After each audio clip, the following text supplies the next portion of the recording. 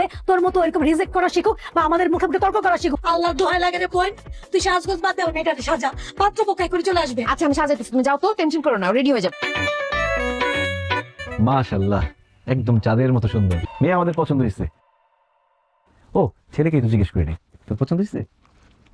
আপনাদের ছেলে পছন্দ হয়েছে কিনা সেটা তো শুনলাম না। ছেলে কিছু পছন্দ হয়?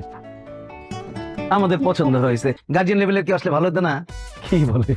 ছেলের বাবা আমি নিজে চলে আসছি, আরো গার্জিয়ান লাগবে? বাবা হলেন কিভাবে আপনি?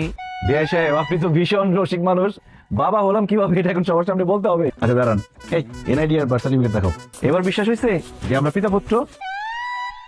আসলে আমাদের বংশের ট্রেডিশনটা এরকম, আমরা অল্প বয়সে বিয়ে করি, অল্প বয়সে বাবা হই। বিয়ে করেছিলাম যখন, তখন আমার বয়স ছিল 21 বছর 1 দিন, আর আমার ছেলের বয়স এখন 21 বছর 10 দিন। তবে আমার ছেলের কিন্তু শারীরিক বয়স কম। জন্মের পরে সবাই জন্ম নিবন্ধন করতে গেলে বয়সটা হাইড করে না, কমায় লিখে।